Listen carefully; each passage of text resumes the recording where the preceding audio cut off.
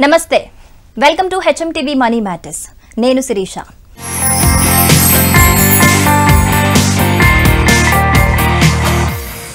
Stock market అంటేనే మహాసముద్రం ఆ మహాసముద్రంలో ఉన్న అపార సంపదను వెలికి తీయాలంటే కడలిలో ఎదురయ్యే ఆటుపోట్లను తట్టుకుంటే తప్ప అది సాధ్యం కాదు స్టాక్ మార్కెట్లను ప్రభావితం చేసే ఆటుపోట్లలో ద్రవ్యోల్బణం ఒకటి కొనుగోలు శక్తిని హరించి వేసే ద్రవ్యోల్బణం ఇన్వెస్టర్లను ప్రత్యక్షంగా అనేక రకాలుగా ప్రభావితం చేస్తోంది ఇక పరోక్షంగా అయితే ఇన్వెస్టర్లకు ఎన్నో రకాలుగా సవాల్ విసురుతోంది స్టాక్ మార్కెట్లకు ద్రవ్యోల్బణానికి ఉన్న సంబంధం పూర్తిగా తెలుసుకుంటేనే తప్ప ఎవరూ సక్సెస్ఫుల్ ఇన్వెస్టర్లుగా ఎదగలేరు ఈ నేపథ్యంలో అసలు ద్రవ్యోల్బణం అంటే ఏంటి స్టాక్ మార్కెట్లపై పట్టు సాధించాలంటే ద్రవ్యోల్బణం డేటాను ఎలా అనలైజ్ చేసుకోవాలి ఇలాంటి ఇంట్రెస్టింగ్ విషయాలను డిస్కస్ చేసేందుకు మనతో పాటు స్టూడియోలో ఉన్నారు ప్రముఖ technical analyst G Shri Ramachandramurthy garu వారితో మాట్లాడి మరిన్ని విషయాలను తెలుసుకుందాం నమస్తే సార్ నమస్తే అండి first of all welcome to HMTV money matters sir thank you ఈరోజు మన టాపిక్ వచ్చేసి స్టాక్ మార్కెట్స్కి ద్రవ్యోల్బణానికి ఉన్న సంబంధం ఏంటి అనేది డీటెయిల్గా మనం డిస్కస్ చేద్దాం సార్ అసలు ముందుగా ద్రవ్యోల్బణం అంటే ఏంటి సార్ మామూలు లాంగ్వేజ్లో ఇన్ఫ్లేషన్ అనేది తీసుకుంటే వస్తువు యొక్క ధరలు విపరీతంగా పెరగటం ఇప్పుడు లాస్ట్ ఇయర్ ఒక కేజీ యాపిల్స్ 200 రూపాయలు అనుకుంటే ఈ ఇయర్ అదే కేజీ యాపిల్స్ వచ్చి 250 రూపాయలు అయింది అనుకోండి దీన్నే ద్రవ్యోల్బణం అంటాం అంటే 200లో కొనాల్సిన యాపిల్స్ వచ్చి 250 రూపాయలు అయింది సో 50 రూపాయలు ఎక్కువ పెట్టి కొంటున్నాం సో దీనివల్ల ఏమైంది మామూలుగా అదే కరెన్సీ ఇక్కడికి వచ్చేపాటికి తక్కువ కమోడిటీస్ వస్తున్నాయి ఓకే దీన్ని యాక్చువల్గా ద్రవ్యోల్బణం అంటామండి ఓకే సార్ అంటే ద్రవ్యోల్బణం పెరిగితే వస్తువుల ధరలు పెరుగుతాయని చెప్తున్నారు అంటే ఇది కంపెనీస్కి నష్టం అంటారా లాభం అంటారా అంటే కంపెనీస్కి దీనివల్ల ప్రాఫిట్స్ ఏమన్నా పెరుగుతాయి అనుకోవచ్చా ఇప్పుడు ఏమవుతుందంటే రెండో పాయింట్ వచ్చి ద్రవ్యోల్బణం పెరగటం వల్ల యాక్చువల్గా ఏంటి ఒక హెల్దీ ఎకానమిక్ కంట్రీస్కి ఒక ఎకానమీ హెల్దీగా ఉన్నప్పుడు ద్రవ్యోల్బణం అనేది పాజిటివ్ ఫ్యాక్టర్ సో ఇప్పుడు 250 రూపాయలు ఉన్న 200 ఉన్న యాపిల్స్ 250 రూపాయల్లో కొంటున్నామంటే ఈ సంవత్సరం ఈ యొక్క కంట్రీస్లో ఉన్న ప్రజలందరికీ కూడా వాళ్ళకి పర్చేసింగ్ పవర్ పెరిగితేనే కదా కొనగలిగేది సో ఎప్పుడైతే మీ దగ్గర డబ్బులు వస్తేనే కదా మీరు ఖర్చు పెట్టగలరు మీ దగ్గర డబ్బులు వస్తున్నాయంటే కంట్రీలో గ్రోత్ ఉన్నట్టే కదా సో అంటే ఇంట్రెస్ట్ రేట్లు తగ్గుతున్నాయి కదా so it is a sign of యాక్చువల్గా ఈ ద్రవ్యోల్బణం కన్సిస్టెంట్గా స్లోగా పెరుగుతుంటే ఇది ఒక సైన్ అనమాట హెల్దీ కంట్రీకి కంట్రీ స్ట్రాంగ్ ఉన్నట్టు సో దానివల్ల ఏంటంటే ద్రవ్యోల్బణం పెరగటం అనేది నార్మల్గా పెరుగుతుంటే అన్ని కంపెనీస్కి అడ్వాంటేజే ఓకే సో ఆల్ సెక్టర్స్కి అడ్వాంటేజ్ అలాగే ఆల్ పీపుల్కి కూడా అంటే ఇట్ షోస్ ద స్టాండర్డ్స్ పెరుగుతున్నట్టు మనకి సో అది నార్మల్ ఇన్ఫ్లేషన్ గ్రోత్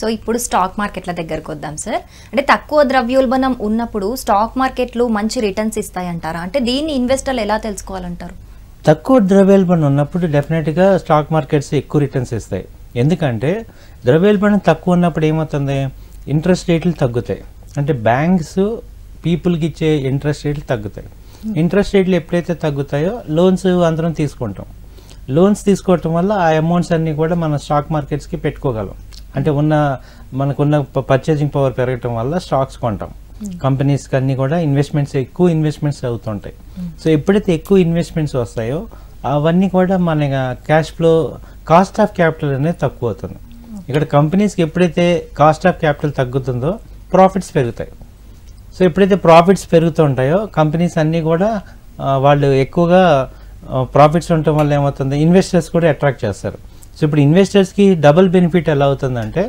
కంపెనీస్ ఏం ప్రాఫిట్లో ఉంటాయి అలాగే మన చేతిలో డబ్బులు ఉంటాయి సో డబ్బులు ఉంటాయి కంపెనీ ప్రాఫిట్లో ఉన్న కంపెనీలు ఉంటాయి కాబట్టి మనం ఆటోమేటిక్గా ఇన్వెస్ట్ చేసి మనం కూడా రిటర్న్స్ వస్తాయి అండ్ ద్రవ్యోల్బణం పెరిగినప్పుడు సెంట్రల్ బ్యాంకులు ద్రవ్యోల్బణాన్ని అరికట్టడానికి వడ్డీ రేట్లను పెంచుతూ ఉంటాయి మనం చూస్తూ ఉంటాం దీనివల్ల కొన్ని సెక్టార్స్ నష్టపోతున్నా కూడా కొన్ని సెక్టార్స్ లాభాలను పొందుతూ ఉంటాయి అంటే దీన్ని ఎలా అనలైజ్ చేసుకోవాలి అంటారు ఏ కంపెనీస్ ఏ రకంగా ఇంపాక్ట్ అవుతాయని చూస్తే మేజర్గా ఇంపాక్ట్ అయ్యే సెక్టార్స్ అన్నీ కూడా ఏమవుతుందంటే ఇప్పుడు ఒకటే గుర్తుపెట్టుకోండి ఏ సెక్టర్కి డబ్బులు వస్తాయో ఆ సెక్టార్స్ పెరుగుతాయి సో డబ్బు అంతా ఇప్పుడు ఎక్కడికి వస్తుంది బ్యాంక్స్కి వస్తున్నాయి కాబట్టి బ్యాంక్స్ పెరుగుతాయి ఏ సెక్టర్స్లో డబ్బంతా బయటకు వెళ్ళిపోతుందో ఆ సెక్టర్స్ వీక్ అయిపోతాయి. ఇప్పుడు ఇంట్రెస్ట్లు ఎక్కువ ఎవరు తీసుకుంటాం? కార్ లోన్స్ కానీ, హోమ్ లోన్స్ కానీ, మెయిన్ ఆ రెండే కదా మేజర్గా తీసుకునేది. ఆ 2 సెక్టర్స్ వీక్ అయిపోతాయి. సో ఇప్పుడు ఇల్లు కొనాలనే వాళ్ళందరూ ఇవాళ ఏమవుతున్నాం, 90% బ్యాంక్ లోనే, అట్లీస్ట్ 80% బ్యాంక్ లోన్ తీసుకుంటాం. సో వాళ్ళందరూ వాయిదాలు వేసుకుంటాం. ఇప్పుడు ఎందుకులే హై ఇంట్రెస్ట్ రేట్లు. అలాగే నామ్స్ కూడా ఎక్కువ పెంచేస్తారు. అంతకుముందు ఈజీగా ఉన్న మనీ ఇవి కూడా ఇప్పుడు ఏం చేస్తారు, ఈ ద్రవ్యోల్బణం వల్ల వీళ్ళు ఇంకా రూల్స్ ఎక్కువ పెట్టుకొని వీళ్ళకి ఏమవుతుంది, 1-2 సార్లు చెక్ చేసుకొని కేవైసీ నామ్స్ అన్ని పెంచుకొని వాళ్ళు ఏంటంటే బ్యాంకులు కూడా ఇవ్వడానికి ఇష్టపడవు. కాబట్టి ఏమవుతుందంటే పబ్లిక్ దగ్గర మనీ స్క్వీజ్ అయిపోతాం, అటు కొత్తగా పర్చేజింగ్ చేయలేం. సో అంతా ఏంటంటే వాతావరణం ఎలా ఉంటుందంటే ఒక భయంగా ఉంటుంది, ఫ్రీ హ్యాండ్ లాగా ఉండదు.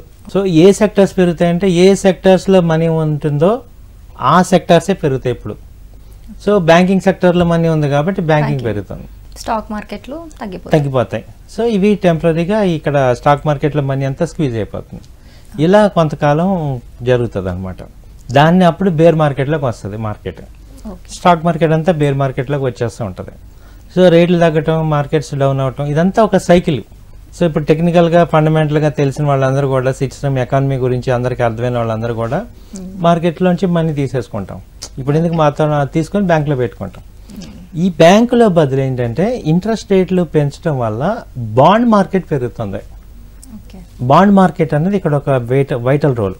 అంటే గవర్నమెంట్ కానీ, లేకపోతే బ్యాంక్స్ కానీ, లేకపోతే కంపెనీస్ కానీ బాండ్స్ ఇష్యూ చేస్తుంటాయి.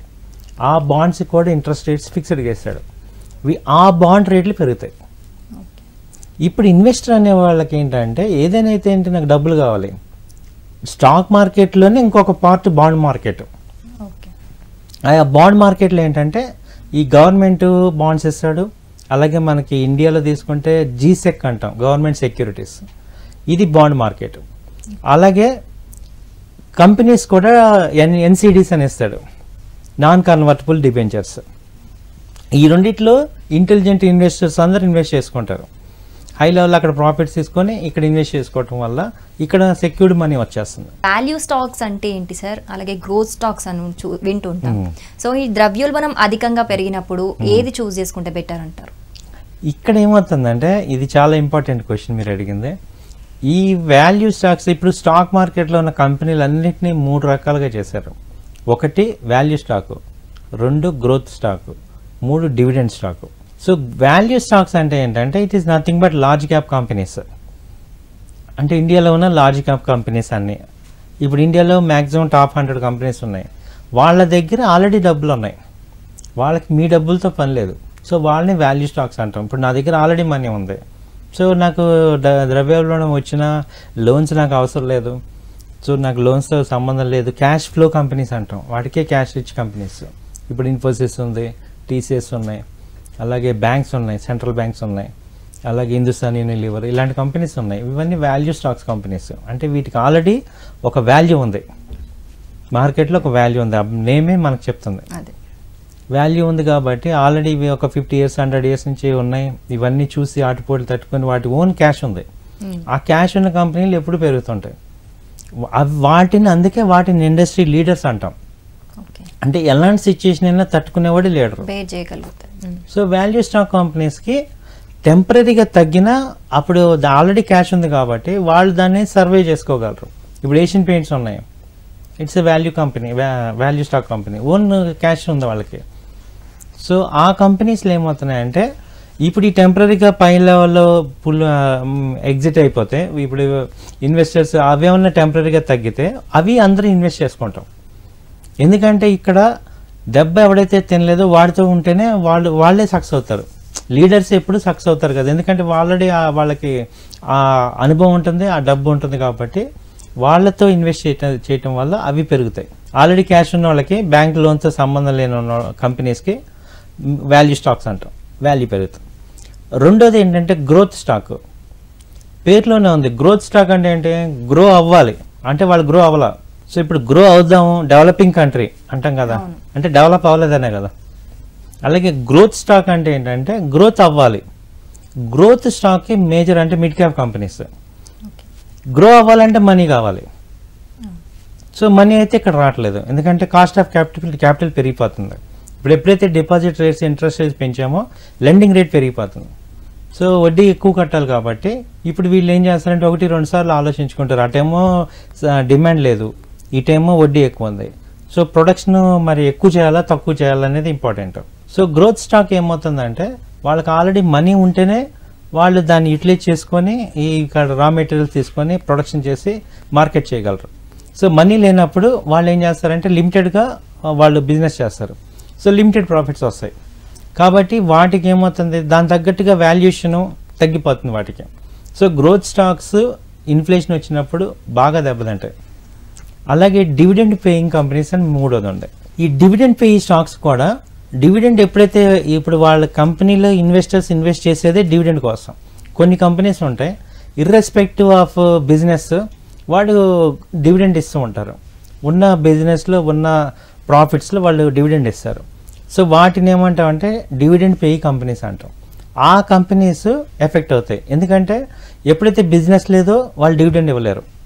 డివిడెండ్ ఇవ్వలేవు కాబట్టి ఇన్వెస్ట్ చేయం. సో నువ్వు డబ్బులు ఇస్తేనే నేను ఇన్వెస్ట్ చేస్తాం. సో డబ్బులు ఇవ్వట్లేదు, ప్రాఫిట్ ఇవ్వట్లేదు, డివిడెండ్ ఇవ్వట్లేదు కాబట్టి వాళ్ళు ఇన్వెస్ట్ చేయట్లేదు. సో ఆ కంపెనీస్ ఎఫెక్ట్ అవుతాయి. సో ఓవరాల్గా హై ఇన్ఫ్లేషన్ ఉన్నప్పుడు ఈ వాల్యూ స్టాక్సే పెరుగుతాయి, అటు బాండ్ మార్కెట్ పెరుగుతుంది. సో గ్రోత్ స్టాక్స్ కానీ డివిడెండ్ స్టాక్స్ కానీ బాగా ఎఫెక్ట్ అవుతాయి. ద్రవ్యోల్బణం ఎక్కువగా ఉండి వడ్డీ రేట్లు ఎక్కువగా ఉన్నప్పుడు మన పోర్ట్ఫోలియో ఎలా ఉండాలి అంటారు? అంటే అలాంటి సమయంలో హెడ్జింగ్ ఎలా చేసుకోవాలి?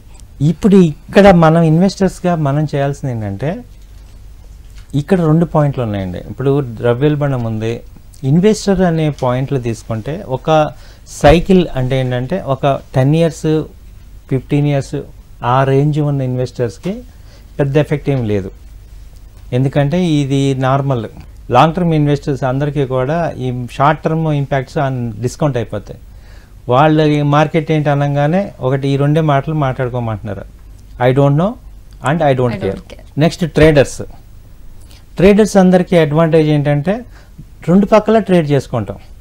మార్కెట్ డౌన్ అయినా సెల్ చేసుకుంటాం, మార్కెట్ పెరిగితే బై చేసుకుంటాం. ఇప్పుడు ట్రేడర్స్ అందరూ డ్రైవర్స్ లాగా కారు ముందుకు వెళ్తుంది వెనక్కి వెళ్తుంది.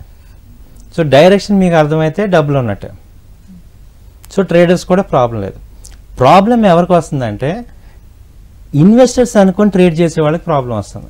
సో షార్ట్ టర్మ్ ఇన్వెస్ట్మెంట్ చేసే స్వింగ్ ట్రేడ్స్ కానీ షార్ట్ టర్మ్ ఇన్వెస్ట్మెంట్ చేసే వాళ్ళందరికీ కూడా మేజర్గా ఎఫెక్ట్ వస్తుంది. వీళ్ళు ఏం చేయాలంటే హెడ్జింగ్కి ఇక్కడ ఇంపార్టెంట్ ఏంటంటే హెడ్జింగ్ చేయాలా ఎగ్జిట్ అవ్వాలా అనేది డిసైడ్ చేసుకోవాలి. పోర్ట్ఫోలియోని ఎగ్జిట్ అవ్వాలా లేకపోతే హెడ్జింగ్ చేసుకోవాలా. లేదు హెడ్జింగ్ చేసుకుంటారంటే హెడ్జింగ్లో ఏం చెప్తున్నారంటే ఇక్కడ ఇంపార్టెంట్ పాయింట్ ఏంటంటే ఈ ఫెడరల్ గవర్నమెంట్ ఏం చెప్తుంది, ఇప్పుడు వాస్తవం ఉన్న పరిస్థితి ఏంటంటే నిన్న వడ్డీ రేట్లు యుఎస్ మార్కెట్లో పెంచారు.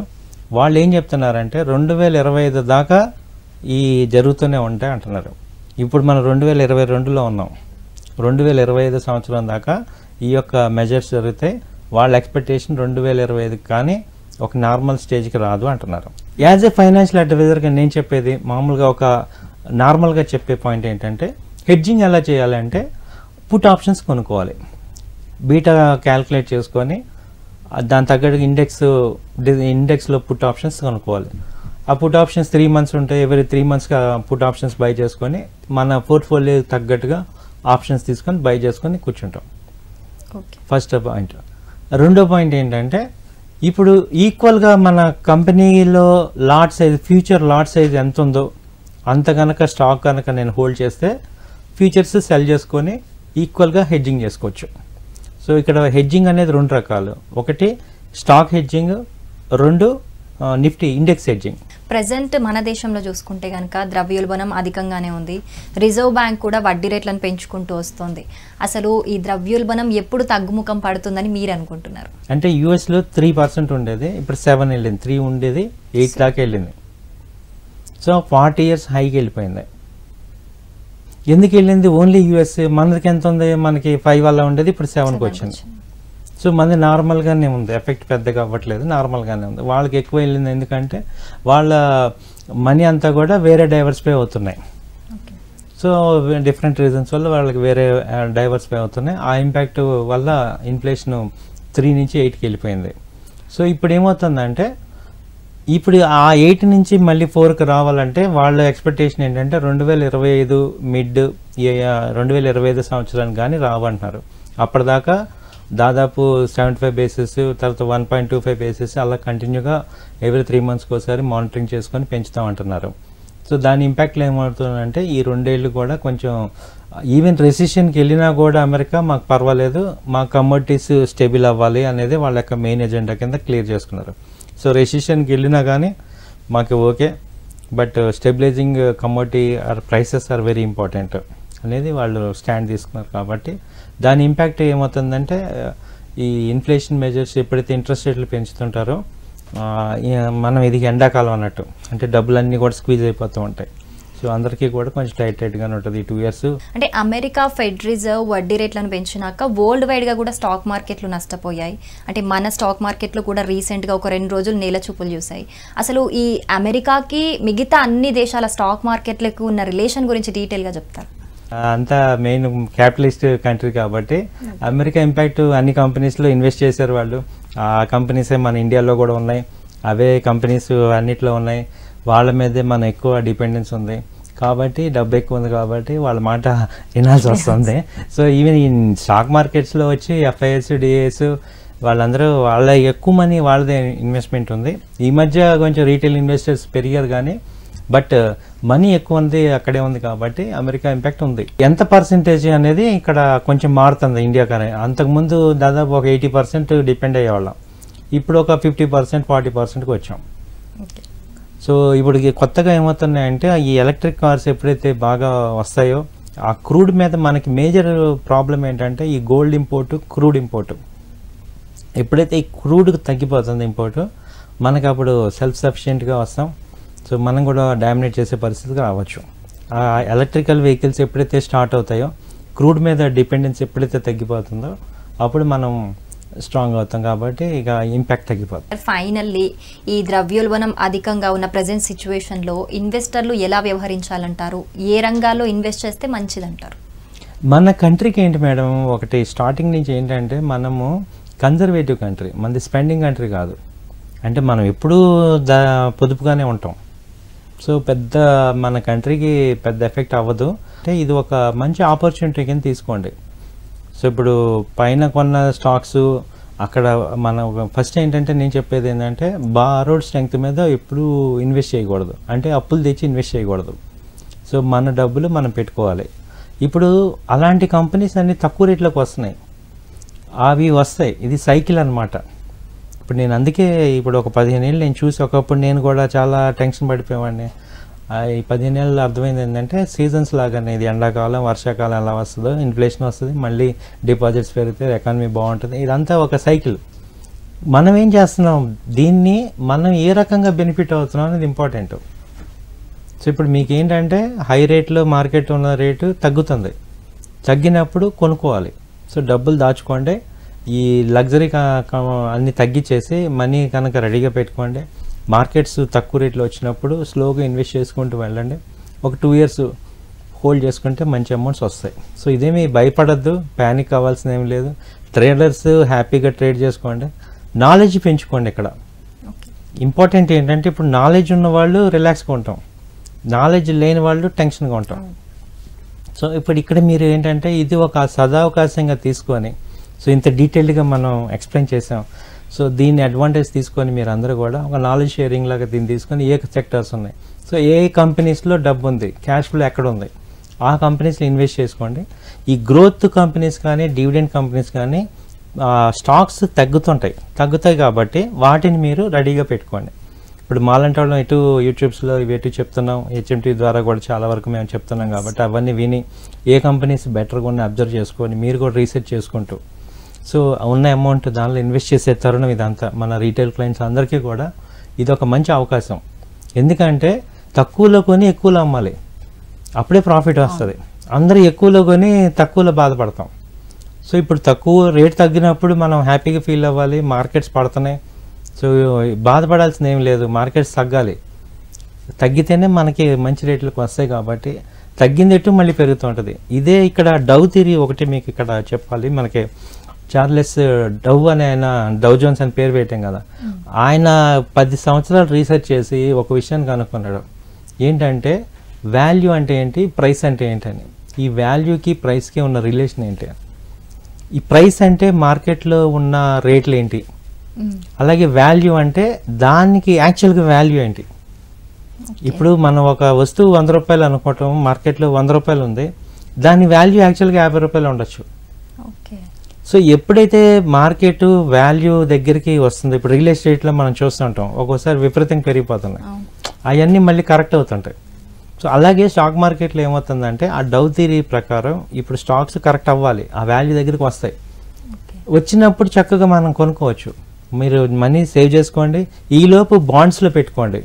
ఇప్పుడు ఈ అమౌంట్ అంతా బాండ్స్లో పెట్టుకుంటే మీకు ఫిక్స్డ్గా ఇంట్రెస్ట్ రేట్ వస్తుంది, మంచి అమౌంట్ వస్తుంది, మీ అమౌంట్స్ ఎక్కడికి డిస్టర్బ్ అవ్వవు.